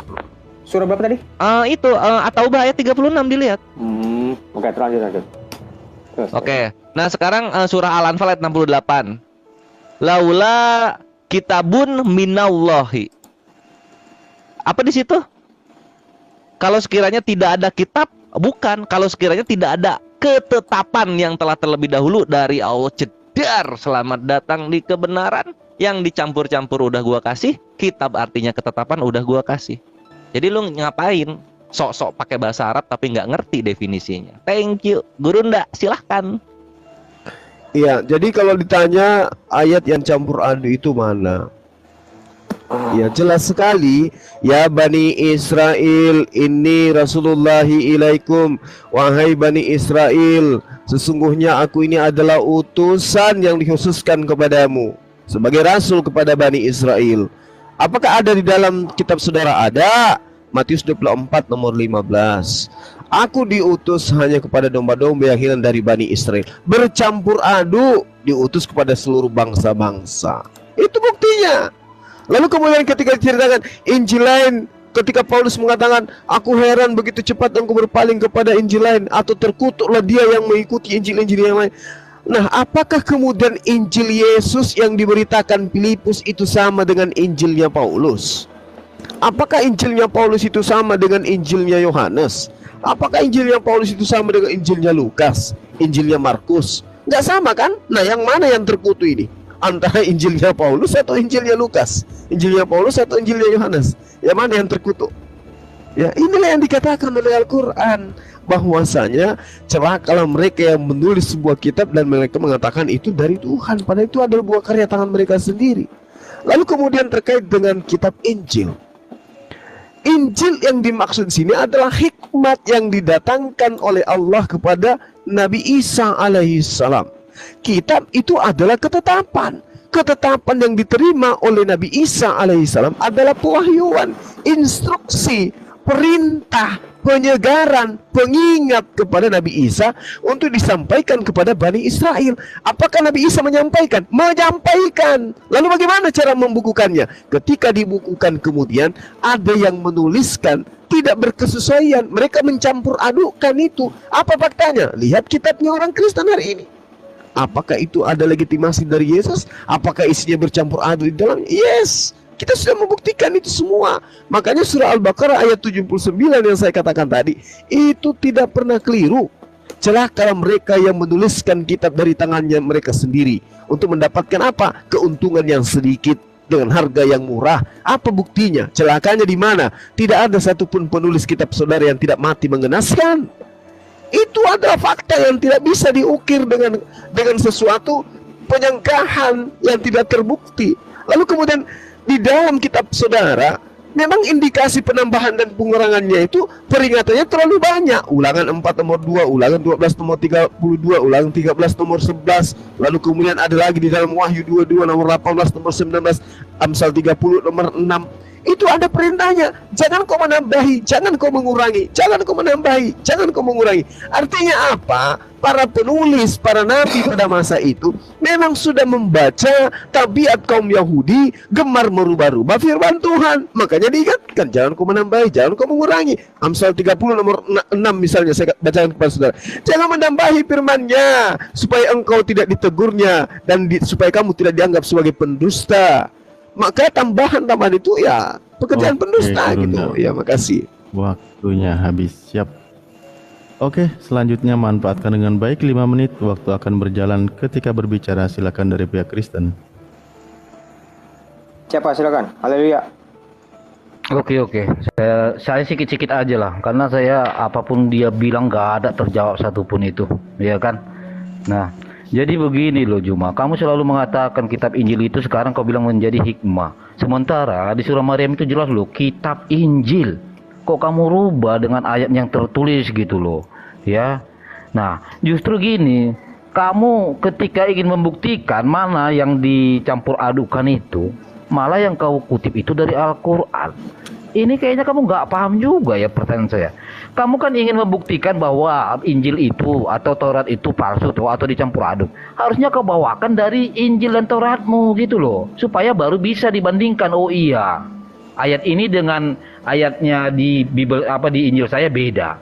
Lah ini kok kamu adu-adukan dengan Bible lah, lalu kamu adukan dengan Al-Quran lah. Kayaknya nggak paham kalian apa yang kami minta gitu loh. Ya, mau berapa kali lagi harus diulang-ulang pertanyaan itu, ya. Jadi kalau kalian nggak mampu menunjukkan itu, ya, justru saya lebih layak bertanya begini loh. Bagaimana dengan keabsahan Al-Quran kalian? Yang mana asal mula-mulanya ayat Al-Quran itu ditulis di pelepah-pelepah kurma, di bebatuan, di tulang belulang. Di mana itu sekarang? Lalu kalau kalian mengatakan Al-Quran kalian asli, jadi pertanyaan mana yang aslinya itu? Justru kami yang berhak, yang logika bertanya tentang keabsahan Al-Quranmu loh. Karena apa? Bukti bahwa ayatmu ditulis di pelepah-pelepah kurma sebelum dibukukan sama si Jahit ya. Itu justru yang logika kami pertanyakan. Benar nggak ini? Sah nggak ini Al-Quranmu? Kalau sah mana itu? Kita coba adukan dulu datanya dengan ayat-ayat yang ditulis di pelepah kurma lah, di bebatuan lah, di kulit-kulit kambing lah. Justru kami lebih rasional mempertanyakan keaslian Al-Quranmu loh. Tapi dari tadi kan nggak ada bisa jawab, malah asumsi doang, asumsi terus.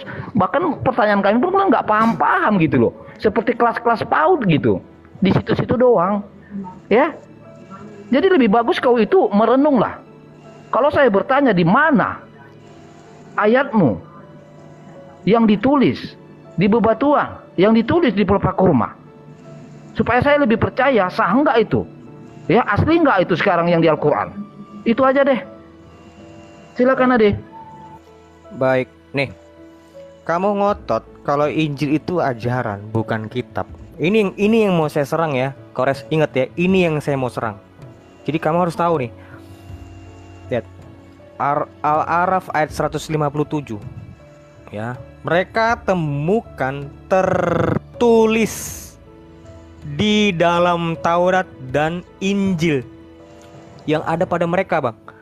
Ini bukan yang mereka tulis, bukan yang ada pada mereka. Kalau abang bilang mereka menulisnya lalu diubah-ubah, mereka ini siapa yang kamu maksud? Siapa?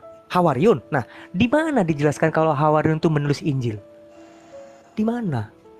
Ini yang saya mau tanya nih, mereka ini siapa? Mereka yang abang maksudnya siapa? Kalau memang benar mereka ini adalah Hawariun, coba di mana disebut kalau Hawariun itu menulis? Indikasi aja, indikasi kalau mereka itu menulis ya. Itu di kapan dan ditulisnya itu sebelum atau sesudah Isa naik? diangkat dan diserupakan itu. Itu loh. Jadi jangan bilang kitab Injil itu bukan tulisan, tapi ajaran lisan. Bohong kamu. Ini lihat, tertulis di dalam Taurat dan Injil yang mereka ada pada mereka. Lu kalau Injil yang ada di kami ini ya kitab Matius, Markus, Lukas, Yohanes, itu bukan kitab Allah. Gak ada peradaban dunia ini yang pernah mencatat orang Kristen memegang kitabnya Allah. Gak ada. Kitabnya Matius itu. Lalu apa itu Injil? Ini nih, apa yang telah ada sejak semula, yang telah kami dengar, itulah Injil. Yang telah kami lihat, yang telah kami saksikan, dan yang telah kami raba dengan tangan kami tentang firman hidup, itulah yang kami tuliskan kepadamu. Jadi di dalamnya itu bukan hanya perkataan Yesus, ada juga hal yang memang Yesus nggak berkata kepada mereka. Tapi contoh, misalnya Yesus berbicara kepada orang Samaria. Apakah orang Samaria itu yang menulis? Yang enggak, yang ditulis oleh para rasul. Juga ajaran-ajaran yang mereka dengar dari yang tidak tertulis ada juga kan. Karena Yohanes 20 ayat 30 dan 31 itu disebutkan tidak segala hal yang dilakukan Yesus tercatat dalam kitab ini. Yesus itu senantiasa sepanjang hari bersama Nggak kedengeran ada Rion. Yesus itu tidak setiap harinya senantiasa bersama para rasul. Itu ada ajaran-ajaran Yesus yang diomongkan kepada mereka, tapi tidak ditulis di dalam kitab gitu loh. Sekarang Kak, saya mau tahu. Terima kasih. Jawabannya. Tadi gue mati di mana suara gue mati? Nggak, beberapa detik tadi suaranya jauh hilang. Ya dikit kan? Oke lah, siap-siap.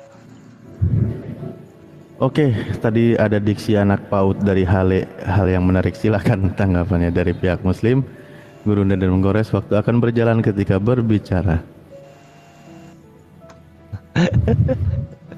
Ini kenapa yang gue bawa dari tadi kok pada nggak dibahas ya? Kenapa ya? Apa gue terlalu jujur dalam dialog itu sampai nggak dibahas-bahas mulu gitu?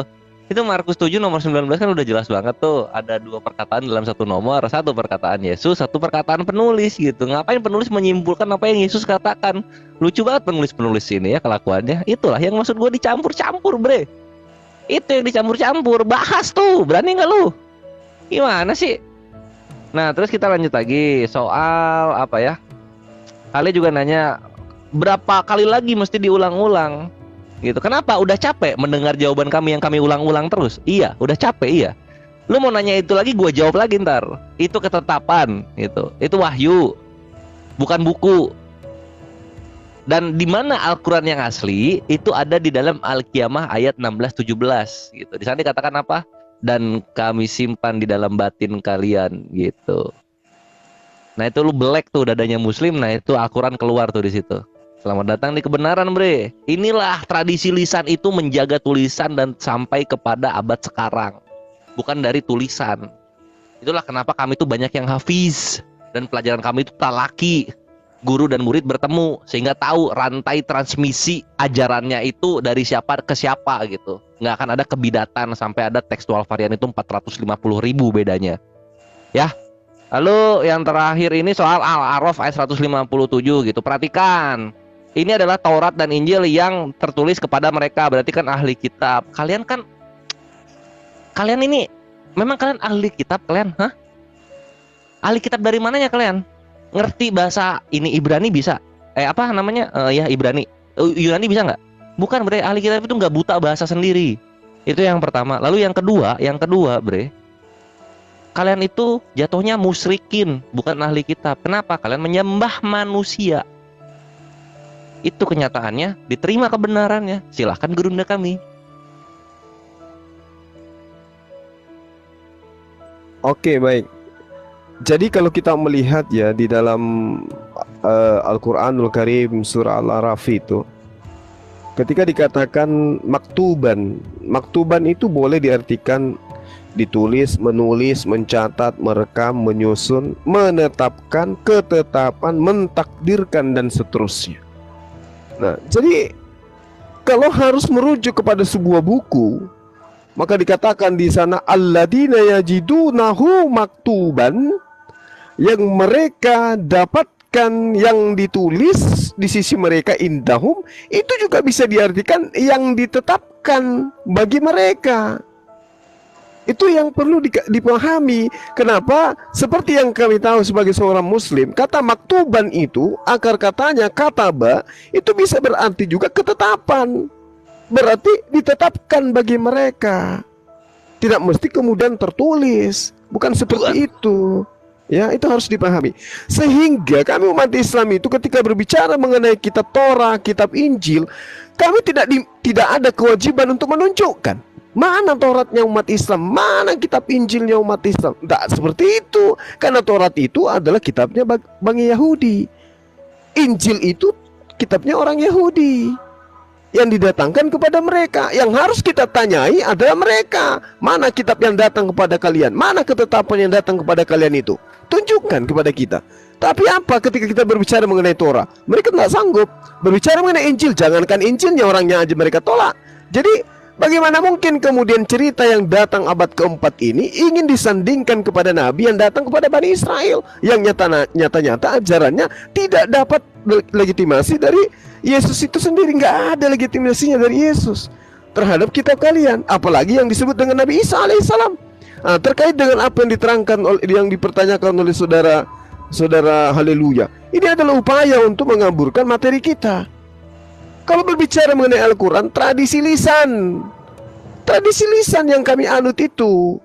Apa itu tradisi lisan? Dihafalkan Al-Quran itu. Al-Quran ketika dituliskan itu hanya penopang daripada hafalan. Tulisan itu dihasilkan dari hafalan. Itu yang perlu saudara pahami. Nah, sehingga kami tidak tergantung kepada apa yang Anda inginkan. Oh, harus ada manuskrip. Tidak. Hari ini kalau Al-Quran di atas muka bumi ini lenyap semua tulisannya, kami tidak pernah khawatir. Karena kami memiliki jutaan manusia yang menghafal Al-Quran. Dan hafalan Al-Quran itu, seluruh bangsa itu hafalannya sama. Jadi kami tidak pernah pusing dengan itu. Jadi kesimpulannya adalah Al-Quran tidak dengan budaya tulisan, tetapi dengan budaya lisan. Itu yang perlu saudara pahami. Dalam proses pewahyuannya ya, penulisan kodifikasinya seperti itu. Siap, Guru Nda. Ya, selanjutnya dari pihak Kristen, waktu akan berjalan ketika mulai berbicara.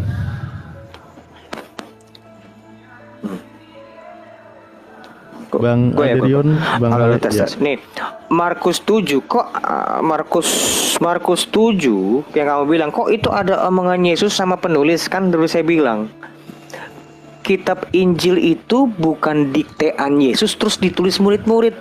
Tadi saya udah kasih dasarnya. 1 Yohanes 1 ayat 1 tentang apa yang mereka lihat, apa yang mereka raba dan sebagainya.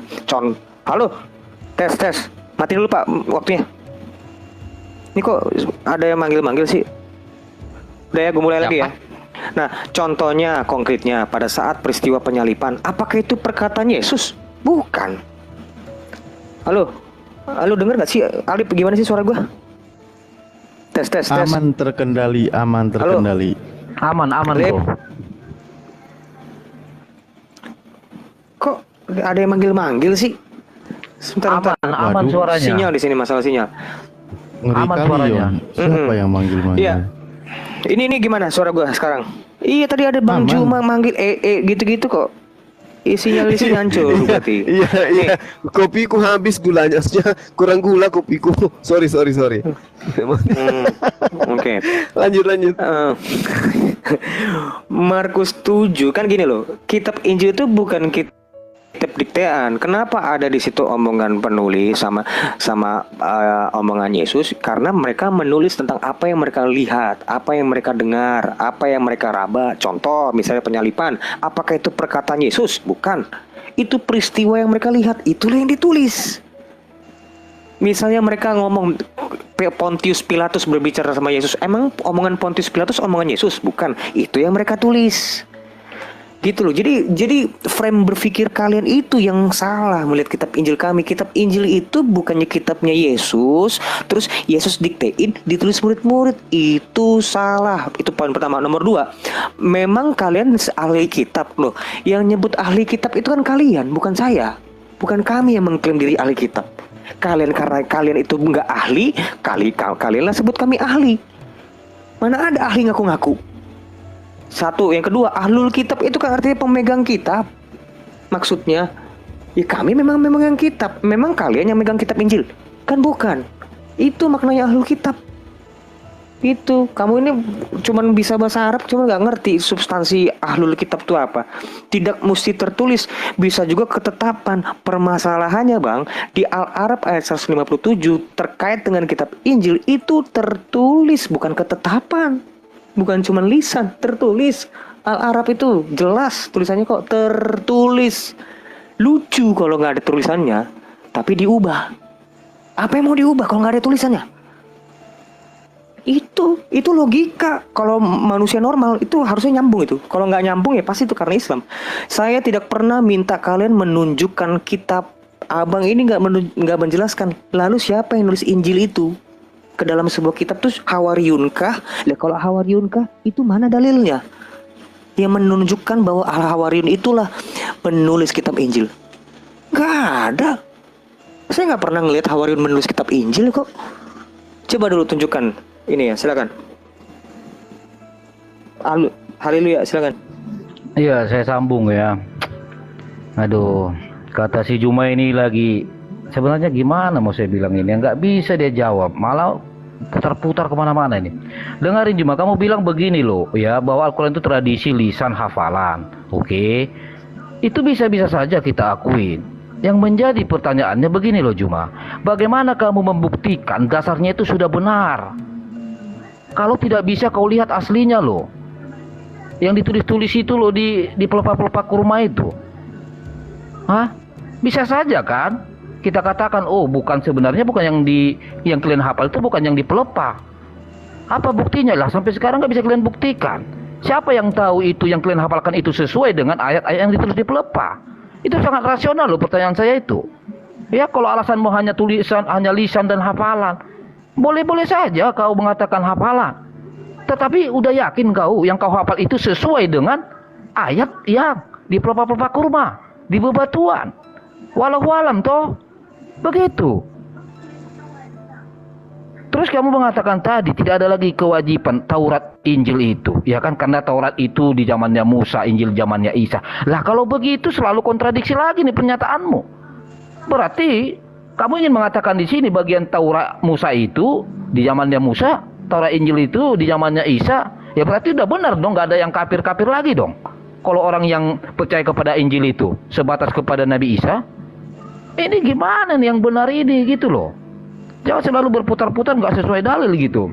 Justru kalau saya baca di sini di An-Nisa 136 ini ya, kalau kau mengatakan bahwa Taurat zaman Musa, Injil Isa udah clear lah itu kan begitu. Wahai orang-orang yang beriman, tetaplah beriman kepada Allah dan Rasulnya dan kepada kitab yang diturunkan kepada Rasulnya serta kitab yang diturunkan sebelumnya. Barang siapa yang ingkar kepada Allah, malaikat-malaikatnya, kitab-kitabnya, bayangkan kitab-kitabnya, rasul-rasulnya, dan hari kemudian, maka sungguh orang itu telah tersesat sangat jauh. Loh, mana ini alasan kamu mengatakan ya mengkotak-kotakan umatnya Musa, umatnya Isa. Sementara di An-Nisa 135 jelas loh. Ya. Kau taatin tuh rasul-rasul dan kitab-kitab sebelum Al-Qur'anmu. Aduh. Oke, waktu habis. Baik, sebelum ditanggapi oleh pihak Muslim Gurunda maupun Kang Kores, kira-kira sesi temer mau berapa sesi lagi atau bagaimana? Ada sesi TikTok saya tawarkan karena sepertinya Bang Hale dari habis maghrib sudah kehabisan narasi. Saya tawarkan dulu kepada kedua belah pihak narasumber. Ya, closing aja Dinda, closing aja kayaknya. Closing aja kayaknya. Iya. Baik. Habis itu seksi battle ya. Soalnya saya juga harus manggung malam ini. Oh, manggung vokalis loh. Asik. Belum tahu suaranya ya. Oke. Nah tuh juara bre. Lu kalau ketemu, lu kalau ke Makassar inilah apa manggung sama Gurunda. Gua tahu. Kan tahu. Yang bagus. Iya. Lanjut, silakan. Ini langsung satu sesi lagi atau langsung closing? Gimana? Silakan. Habis ini kita jawab dulu. Sengaja lah. Oh iya, jawab dulu. Oke. Gue tadi sampai jongkok nih, capek gue jongkok. kasihan Hale pengen mundur tapi dia bingung. Bukan, bagus. Gak apa-apa Hale, semangat Hale, satu lagi Hale. Ayo semangat Hale. Dari awal pun nggak ada terjawab silakan. Gitu. Muter-muter 5 menit. Nggak ada yang jawab terus. Nggak ada yang jawab, nggak ada yang nanya. Apa yang mau dijawab?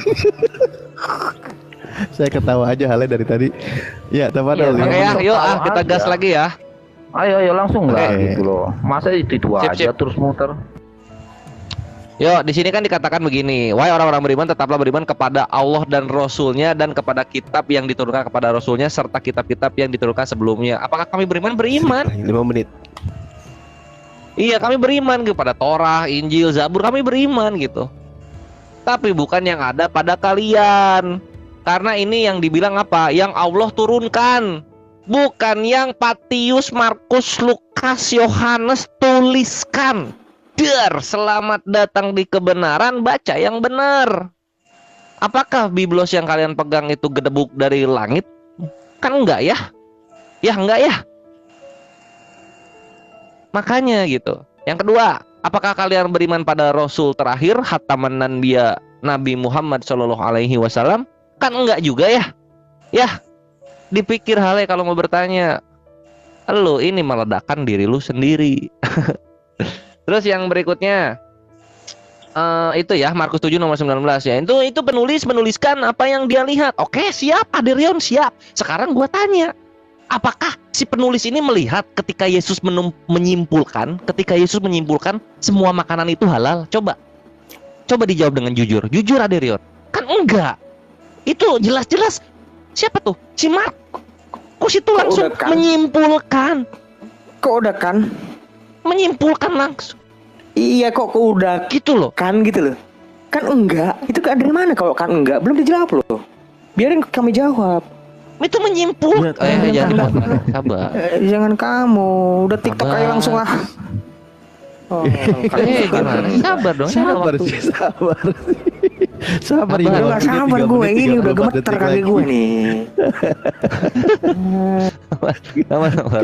Sama santai. 3 menit. Lu jongkok 3 menit lagi tungguin.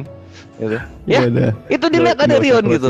Yesus tidak ngomong semua makanan halal, tapi Markus menyimpulkan semua makanan halal. Kecampur nggak tuh? Masa yang kayak gini apa nyata banget di depan mata kita bisa baca bareng-bareng ini zaman dunia digital kok. Nggak bisa dilihat. Jujur aja udah. Itulah kecampur-campur maksud gua. Ya ada Yesus ngomong begitu ditimpa lagi sama ini kan. Aduh, udahlah. Please lah. Ya nggak Gurunda? Silakan Gurunda. Iya. Lanjut. Iya. Jadi gini Saudara Hale.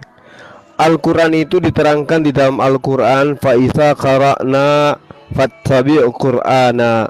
Apabila kami telah selesai membacakan kepadamu, maka ikutilah bacaan itu. Makanya di dalam penulisan Al-Quran itu berdasar terhadap hafalan gitu loh. Nah, metode yang digunakan kemudian di dalam Al-Quran itu adalah metode talaki. Jadi tatap muka atau berjumpa langsung antara penyampai dengan penerima gitu loh. Jadi Rasulullah mengatakan sahabat mendengarkan, lalu sahabat menghafalkan. Ketika hafalannya ini sudah benar, maka Rasulullah mengiyakan. Rasulullah kemudian memberikan legitimasi, ijazah ardan faqat itu namanya. Jadi ijazah setoran. Atau disebut juga dengan pernyataan yang ada di dalam metode belajar Quran itu ijazah ardan wa sima'an, ijazah setoran dan sem'an. Artinya secara praktik seorang guru membacakan ayat suci Al-Quran, kemudian murid ini mendengarkan dengan seksama. Setelah itu muridnya menghafalkan. Dan satu lagi, di dalam ajaran agama Islam, perintahnya Rasulullah itu sangat jelas kepada para sahabat bahwasanya terimalah Al-Quran dari 4 orang. Itu yang dikatakan di dalam hadisnya, bahwa ketika dikatakan khusus Quran min arba'ah, min Abdillah bin Mas'ud, kemudian Wasalim wa Mu'az, lalu kemudian Ibnu apa? Satu orang lagi itu siapa lagi namanya? Wa Abiyah bin siapa satu? Lupa saya. Jadi itu adalah perintah dari Rasulullah langsung. Perintah dari Rasulullah untuk menerima ayat-ayat suci Al-Quran dari mereka. Ubay bin Ka'ab, sorry saya lupa. Nah, ini perintah dari Rasulullah. Terimalah Al-Quran itu dari mereka, ambil Al-Quran itu dari mereka. Jadi ketika kemudian dikatakan ambil Al-Quran itu dari mereka, bukan ambil dari pelepah kurma, tapi dari mereka, hafalan-hafalan mereka. Jadi ketika pelepah kurma itu pun hancur, tidak ada masalah, karena dihafalkan, bersumber dari Rasulullah sampai kepada para sahabat, kepada tabiin, kepada tabi-tabi, sampai seterusnya sampai kepada kami hari ini. Dan itu hafalan, itu hafalan. Nah, bagaimana dengan Bible? Kalau Anda mengatakan itu hanya dituliskan berdasarkan apa yang mereka lihat, tapi Yesus mengatakan, aku tidak berkata-kata dari diriku sendiri. Apa yang aku katakan adalah apa yang diperintahkan untuk aku sampaikan. Sementara yang dikatakan di dalam Bible Anda itu tidak berkesesuaian dengan irama yang disampaikan oleh Yesus. Kalau Yesus dia, segala firman yang engkau berikan padaku telah aku sampaikan kepada mereka. Nah, sedangkan yang dituliskan itu bukan penyampaian Yesus, tapi adalah berita-berita yang ada pada masa itu, peristiwa-peristiwa yang terjadi, kemudian mereka catatkan. Itulah yang membedakan antara Al-Quran dengan kitab saudara. Demikian. Maaf, habis jauh dari perangkat Gurunda. Ya, selanjutnya sesi closing statement dulu ya. Gue ya. Closing statement, habis itu silakan Aderion kalau mau sesi Pindah Kores, habiskan waktunya ya di closingnya ya, silakan ya, diatur silakan. Oke, baik. Ini sekarang siapa? Silakan dari pihak Gua. Kristen 5 Kami. menit waktu untuk closing. Ya. Ya. Oke, gue ya. Tadi Kores bilang kalau misalnya kitab kamu itu kitab Matius. Tapi kalau kitab Injil yang dimaksud Quran itu bukan kitab yang ditulis Matius, tapi Allah yang turunkan, kan seperti itu. Kamu premisnya aneh, tahan situ ya, stay there. Kitab kami tidak diturunkan oleh Allah Subhanahu wa taala, tapi berdasarkan seperti yang tadi saya tunjukkan 1 Yohanes 1 ayat 1. So, bagaimana kalian bisa bilang itu tercampur? Sumbernya pun berbeda. Kenapa malah kesimpulannya kalian sebut tercampur? Kecuali kita punya sumber yang sama dari Allah, tapi penulisnya berbeda. Itu bisa dicampur-campur. Sumbernya memang mereka itu melihat dengan apa yang mereka lihat tentang Yesus ini. Yesus inilah sang firman hidup, itu yang ditulis. Bukannya mereka menerima dari Allah. Bukan. Jadi hal itu ke sebuah ketidakmungkinan. Premis kalian menyebut itu tercampur-campur. Mencampur bagaimana? Sumbernya aja berbeda kok. Satunya dari kesaksian para rasul, kalian sebut itu dari Allah. Nggak bisa. Dari mana Hawariun itu mendapat dari Allah itu dari mana coba? Hawariun itu kalau memang kalian bilang Hawariun itu menulis kitab Injil, apakah Hawariun itu menulis berdasarkan Allah yang menurunkan kepada Hawariun? Kan bukan juga. Nah, makanya itu yang harus kalian jelaskan dulu. Saya nggak minta kamu nunjukkan kitabnya mana, enggak. Bullshit itu. Kalian minta tunjukkan, nggak akan pernah kalian tunjukkan. Saya cuma minta menjelaskan dan dari tadi nggak pernah dijawab. Bagaimana itu, siapa yang nulis? Yesus, Isa kah yang nulis? Jibril kah yang nulis? Hawariun kah yang nulis? Lalu dasar apa?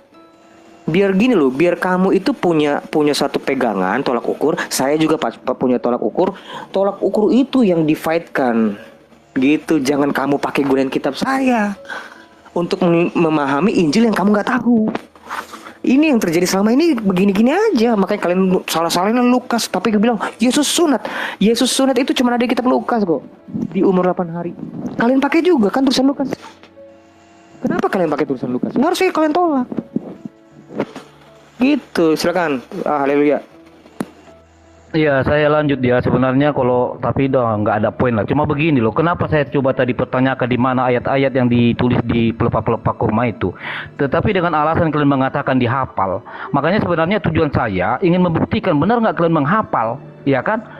Sebenarnya saya ingin mau bicara tentang ayat-ayat yang di kasur Aisyah itu loh, yang hilang itu. Karena sudah banyak penebat Islam saya tanyakan tuh, akhirnya mereka kabur kok. Jadi saya ingin membuktikan kalau memang benar kalian tuh menghafal ayat-ayat itu, maka tolong sebutkan kalian di mana ayat-ayat yang hilang di bawah kasur Aisyah itu. Tidak ada sampai detik ini yang bisa menunjukkan di surah berapa, apa bunyinya, nggak ada. Jadi saya sebenarnya ingin mengetes kalian gitu loh. Jadi jangan bicara tentang hafal-hafal. Silakanlah kalau betul kalian bisa hafal. Terus ayat yang hilang itu di mana? Apa bunyinya? Bisa nggak kalian bunyikan sekarang? Kenapa saya coba tadi korek itu masalah yang di pelepah itu? Itu tadi pentingnya data asli itu. Ya toh? Jadi supaya nggak bisa diasumsikan dengan bebas. Makanya saya bilang tadi, bagaimana lagi kita bisa membuktikan suatu keaslian originalnya kalau ya yang aslinya aja sudah nggak ada. Siapa saksinya coba? Nggak ada yang tahu toh. Tapi saya akan sepakat sama kalian jika kalian mengatakan bahwa kalian menghafal seluruh itu ayat. Oke, sekarang buktikanlah coba si Kores, si Juma. Saya tantang sekarang di sini. Apa bunyi ayat-ayat yang hilang itu? Yang di bawah kasurnya Aisyah itu. Coba di surah berapa? Apa bunyinya? Pasti kalian tahu kalau betul kalian hafal. Itu aja lah. Silakan, bro. Mana dia? Sudah pergi. Oke lah, saya sambung ya. Saya bacakan aja. Mungkin masih sempat saya bacakan ini hadisnya ini ya. Hadis Sunan Ibnu Majah nomor 1934. Ya, kitab nikah. Menyusunya orang yang sudah dewasa. Telah menceritakan kepada kami Abdu Salama Yahya. Saya bacakan yang ini saja. Telah turun ayat berkenan hukum rajam dan ayat persusuan orang yang telah dewasa itu sebanyak 10 kali. Lembaran ayat itu ada di bawah kasurku. Ketika Rasulullah SAW kami tersibukkan dengan jasad beliau hingga burung-burung masuk dan memakannya. Coba mana ayat itu? Apa bunyinya? Bisa nggak kalian tunjukkan sama kami kalau benar udah kalian hafal semua itu? Itu aja lah Pak Amir. Ya terima kasih lah itu buat semuanya lah. Semoga tercerahkan lah. Jangan terlalu banyak lahnya dong. Selesaikan aja waktunya.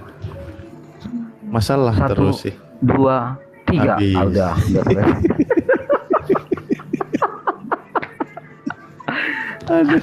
Jadi begitulah dulu ya. Kang Kores. Pak Amir, terima kasih banyak buat semuanya. Closing Ada kurang statement. baiknya segala apa Ini ya. nggak paham. Paham lah. Nggak paham apa itu closing statement, ini repot ini. Selanjutnya Iya, Kang karena Kores tadi silakan. mau Bang gimana Juma lah sudah ya. menyerahkan. Ada gantung tadi. Oke, kita terima kasih, closing ya bro, Muslim. Iya. Iyalah, silakanlah. Yuk. Closing Iya. lah. Closing lah ya, Korea saya turun lah ya, udah lapar kali aku ini. Dengar dulu lah. Sabar tertib, Bu. Kenapa Aderion lagi? Hale, masa lu kayak Aderion masa kupingnya tipis gitu mendengarkan penginjilan dari Bukan, kami? kau Santai dengar aja, kata- duduk aja di situ. Kata siapa si Alif tadi, aku mulai dari tadi jam berapa itu ya? Tapi nggak apa-apa lah, asal kau bisa Ya jawab udah ya. duduk. Ya udah. Oke, 5 menit lagi dengerin kami nggak kuat. Loh, jangankan 5 menit, kan kau tahu aku 24 jam selalu kuat, gimana sih? Ya udah, kalau gitu dengerin kami 5 menit aja. Duduk di situ kok. santai. Oke, kalau bisa nanti dijawab ya. Ayat yang hilang itu ya. Ayat yang hilang tuh yang mana tuh? Nah, tuh kan. Coba. Udah. Closing dulu. Closing aja. Oh, yang closing dimakan aja. kambing itu ya? Udah lah, Yang closing dimakan aja, kambing itu closing ya? aja, Oke, closing oke. aja. Nggak sampai kau ke situ. Oke, sip. Oke. Yuk, ya, alhamdulillahirabbil alamin, ikhwan fisabilillah. Kita sekarang berakhir pada penghujung closing statement di mana Markus 7 nomor 19 tidak bisa dijawab, Efesus 1 nomor 4 juga tidak bisa dijawab. Banyak sekali dalil-dalil yang membuat mereka sadar bagaimana keimanan mereka bekerja gitu. Contoh, Efesus 1 nomor 4 itu orang Kristen itu ya memang udah diciptakan dari zaman sebelum dunia dijadikan gitu. Jadi kalau misalnya orang Kristen udah ada, berarti orang yang non Kristen juga udah ada gitu. Terus ngapain ribut? Ngapain repot-repot komplain kepada Islam itu kan? Lalu juga berujung kepada mereka baru mau mengakui dan akhirnya jujur gitu bahwa keimanan mereka datang dari manusia yang menulis. Kalau nggak ada itu manusia-manusia Yunani yang menulis, mereka nggak bisa untuk beriman kepada Yesus. Yesus kuat karena Matius, Markus, Lukas, Yohanes. Tanpa Matius, Markus, Lukas, Yohanes, Yesus nggak ada. Bahkan Yahweh-nya sendiri tidak pernah keluar dari kertas. Itu. Lalu kemudian kita juga sudah menjawab ya. Nah, perbedaannya dengan Islam supaya hal ini tidak mau menempel-nempel dan berparasit kepada Islam, Nabi Isa itu terkemuka, berbeda dengan Yesus. Nabi Isa tidak pernah tertampar, berbeda dengan Yesus. Dan Nabi Isa mengakui bahwa dia menyembah Allah Azza wa Jalla dan itulah jalan yang lurus. Az-Zukhruf ayat 64. Yesus juga begitu sebenarnya. Tapi Hale menolak contoh dari kekristenan yang lainnya juga begitu. Lalu yang terakhir sebelum kita ke Gurundah, pahami Hale gitu. Tadi ayatnya campur-campur udah gua kasih. Biblos lu palsu, kenapa? Ya karena lu ngapain abad keempat lu imani gitu. Yesus lu tahun 1 kita semua udah tahu. Kenapa Biblosnya baru ada abad keempat?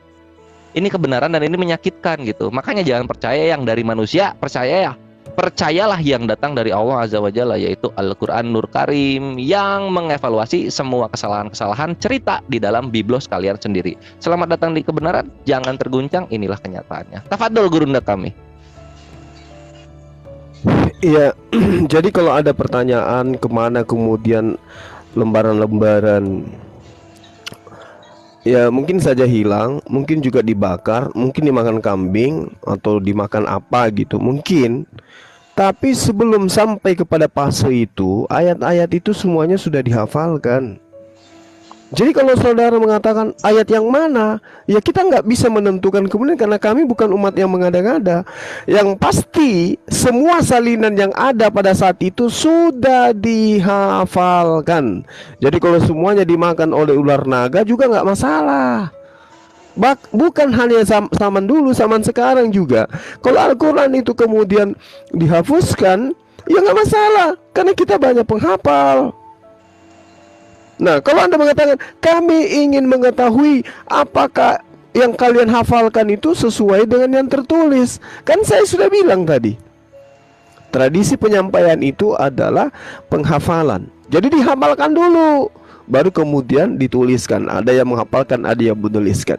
Jadi yang hilang itu, yang dimakan sama ular naga itu adalah tulisan yang sudah dihafalkan lebih dulu.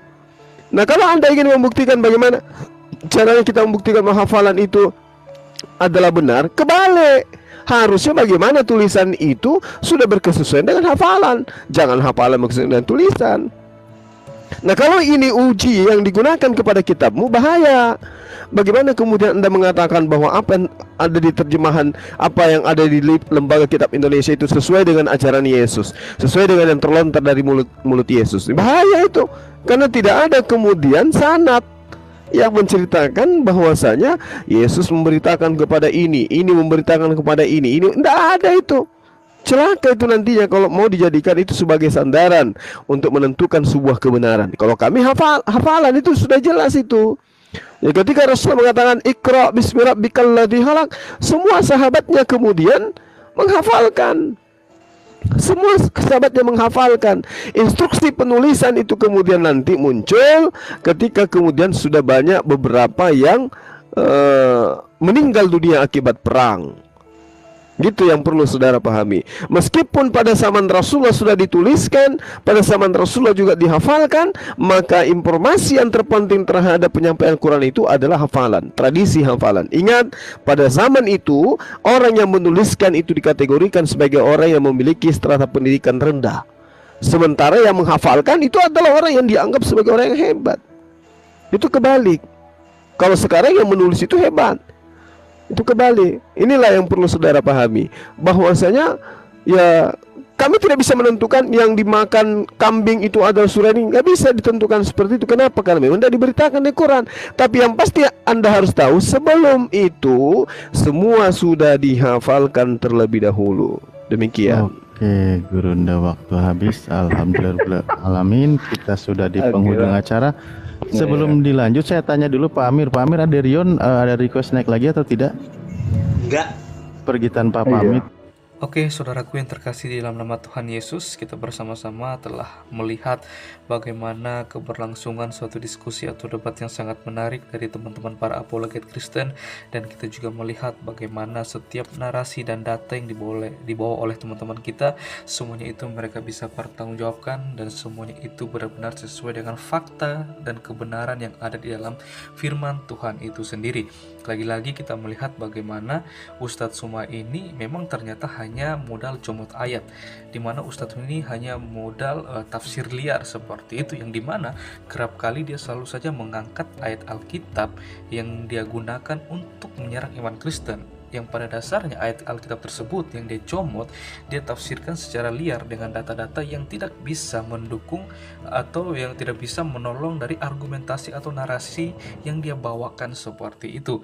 Dan ketika setiap narasi dan argumentasinya itu bisa dipatahkan dan dibantah oleh teman-teman para apologet Kristen, malahan dia menjadi emosi seperti itu. Emosi seakan-akan bahwa dia yang lebih baik dan lebih benar dalam mentafsirkan suatu ayat Alkitab. Dia lebih baik, lebih benar dalam memahami tentang kekristenan itu sendiri. Karena kalau kita melihat semua video dari Ustadz Suma, pastinya dia hanya membahas tentang isi Alkitab seperti itu. Dan sebenarnya tidak masalah kalau dia membahas isi Alkitab, tapi yang menjadi masalahnya ketika dia mentafsirkan dengan cara yang salah, menggunakan data-data yang tidak mendukung dari tafsirnya tersebut. Karena memang jelas tujuan Ustadz Suma membahas tentang iman Kristen bukan untuk mencari kebenaran, tetapi hanya untuk memutarbalikan suatu kebenaran yang ada di dalam firman Tuhan itu sendiri. Seperti itu, mencari kesalahan-kesalahan di dalam isi Alkitab yang pada dasarnya kalau kita melihat, ya kita juga sebagai orang percaya, tidak ada kesalahan setitik apapun, kecil apapun di dalam firman Tuhan itu sendiri.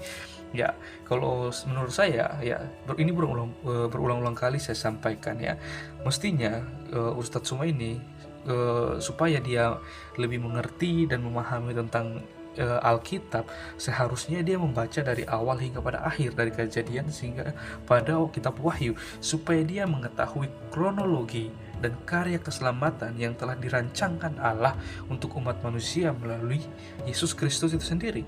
Hal itulah yang seharusnya dipahami dan dimengerti oleh seorang Ustadz Suma, bukan hanya mencari satu ayat tanpa dia mengerti keseluruhan konteks, terus ayat tersebut dia comot, terus dia tafsirkan secara liar, seperti itu. Dan ketika setiap data yang dia bawakan itu bisa dibantah dan dipatahkan, malahan dia menjadi emosi, dia kepanasan, seakan-akan dia yang lebih baik dan lebih benar dalam mentafsirkan, bahkan mengerti dan memahami tentang iman Kristen, ya. Dan ya puji Tuhan, ya, melalui dengan adanya media sosial ini, kita para apologet Kristen dan hamba Tuhan bisa meluruskan setiap kesalahpahaman, meluruskan setiap segala sesuatu yang dibengkokkan oleh Ustadz Suma di dalam suatu diskusi atau debat atau di dalam suatu roomnya sendiri, seperti itu. Ya, kita bersyukur dan kita terus berdoa supaya teman-teman para apologet Kristen, para hamba Tuhan dimanapun mereka berada, mereka tetap diberikan Tuhan semangat, hikmat yang luar biasa untuk terus bisa mempertahankan suatu kebenaran, mempertahankan iman kita, supaya tidak lagi diputarbalikan oleh seorang Ustadz Suma, seperti itu. Dan kita berdoa supaya pelayanan mereka dimanapun mereka berada juga mereka terus dipakai Tuhan secara luar biasa dan nama Tuhan tetap dipermuliakan. Oke teman-teman, mungkin sekian video dari saya di hari ini. Sampai berjumpa di video-video saya selanjutnya. Kiranya Tuhan Yesus memberkati kita semua.